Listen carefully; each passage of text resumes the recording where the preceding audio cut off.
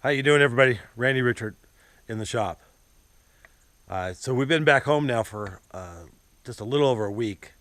We came back home the Wednesday before last, and you take a look around, and anyway, everything's just fine. That's a good deal, even though a Roscoe dog here. But the smoke. This is how it is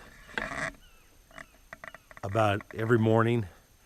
We've had two mornings that it wasn't too bad, but this is how it's been.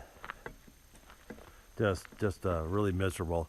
And this last, it's actually getting a little thinner already, but we have this until noon or 1 or even 2 o'clock sometimes. But there's always a little bit of smoke, but it has cleared up in the afternoons a little bit. So we get a few hours of a reprieve, and then in the evening, by 10 o'clock at night, it's smoky again. But sometimes a little earlier.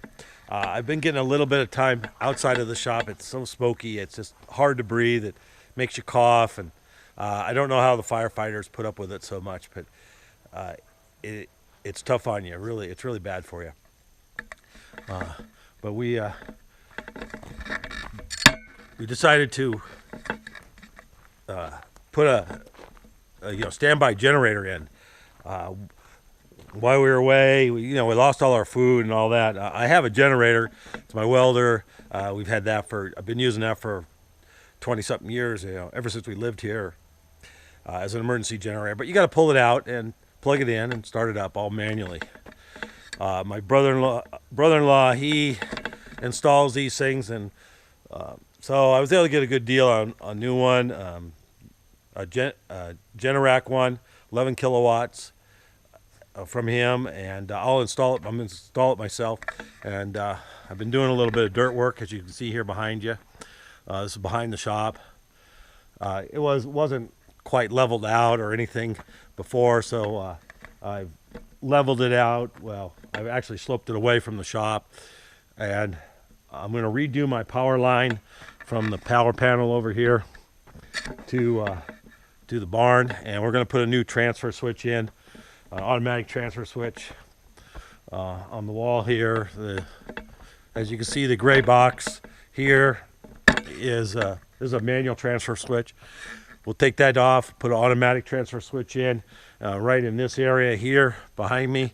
I'm going to build a gravel bed out of railroad ties and fill it with gravel, and then we're going to place a generator on top of that. I have my gas right here for my furnace, and we'll be using that as a gas supply, and then a short electrical run into the transfer panel. Make it a really easy installation here. I'm going to dig a couple ditches, install a drain line from over here behind the shop. I have to keep the slope, and even though I have gutters, I still can get water here. So that's a crazy dog going here. He's all stirred up and gets crazy sometimes. And there he goes. Let's go, dog. Let's go. Crazy dog.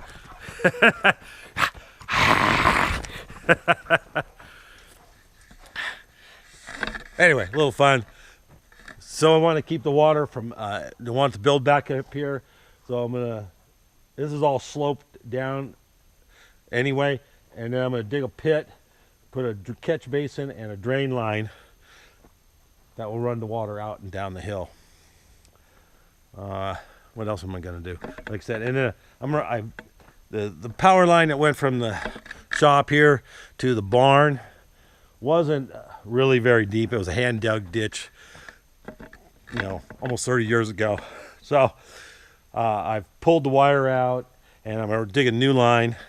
I'll dig a new line from here over to the barn and put it down 2 feet like it should be, and new conduit. So my little bit of time in the afternoon, that's what I've kind of been working on, trying to get this done. And it's going to take me a few weeks. Generally won't be here for 3 weeks anyway, so I have a little bit of time. Thanks, you guys. Just a little update on what's going on here.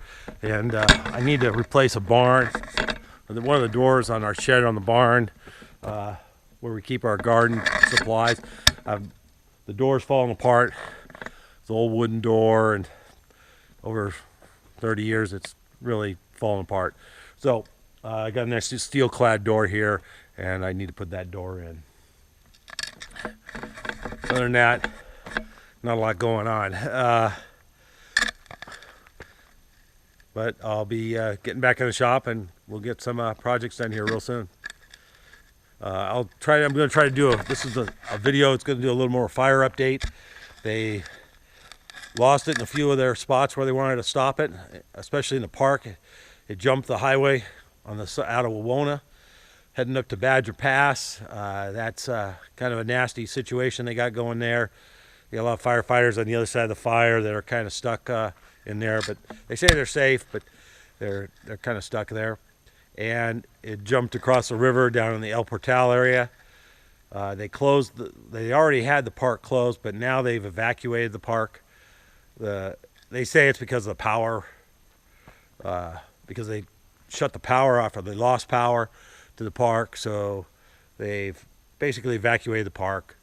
There might be a few people in there, but the smoke conditions are so bad. Most of the smoke is blowing off to the east and to the north, and so that is the hardest fire line for them to fight currently, especially with air, well, even on the ground. So they're having a very difficult time on the containment on that. They have the whole western side of the fire contained, which is really good. We're on the western side, but that was the easier side because of the prevailing winds. And the winds have been blowing a little bit in the south too, to the south, I should say, from the north to the south. Also, and so they're having a tough time on the mountain ridge. That's to the south of us, and it's just an awful tough fire for them due to the terrain and the conditions. It's just been hotter than heck. It's even been over 100 here, 102 and 103 a few days. Down in the valley, 106s, 107s. But with the smoke, it just makes it really, really miserable. So I'll get some new fire maps. It went over 80,000 acres on the morning report, 39% containment. They've gained a bit on the containment, and people asked about what the containment means, and it's the amount of perimeter of the fire. It's not area of the fire, it's the perimeter of how much has been contained. And I got a few pictures posted on Instagram for my son, and he's working on he was on the Redding fire, the Carr fire, and he's been on the Mendocino complex, which is 2 fires in the Mendocino area, ranch, and I can't remember that. So he sent me some pictures, and I got those posted on Facebook and on Instagram, and then there's somebody. It was a really good shot of his helicopter, the one he works on and helps maintain this season, and 95 Bravo, and somebody had taken a great video on Facebook, and I had shared that on Facebook of them picking up some water out of Clear Lake. About 2,400 gallons in 45 seconds. It's a very, very good video. Pretty impressive to watch them do that. I've been right there at the rivers and lakes when they've come in to pick up water, and it's being right next to them is really impressive. Anyway, that's about wrap it up with the update here. So thanks you guys. Thanks for watching. I'm still here, and hope to be able to get in the shop and do something here pretty soon. Thanks.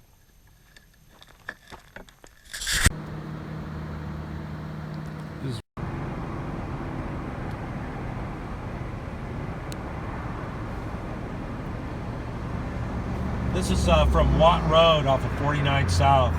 Same plume.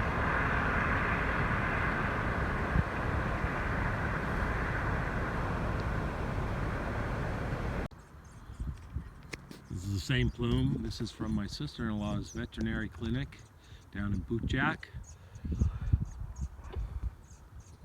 It's really going. That whole hillside was the one before, all down this way, It was all on fire. That was the other photo I had showed in the previous video. Now, when you look over this way, up here, that's up where we are, where we live, up in there.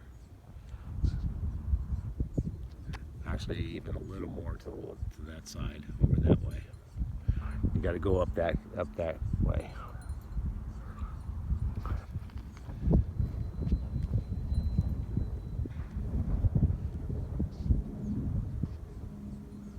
And that ridge line up there is where their fire line is. See, that's how it burned over the line. And it was a huge spot fire down in there when it jumped.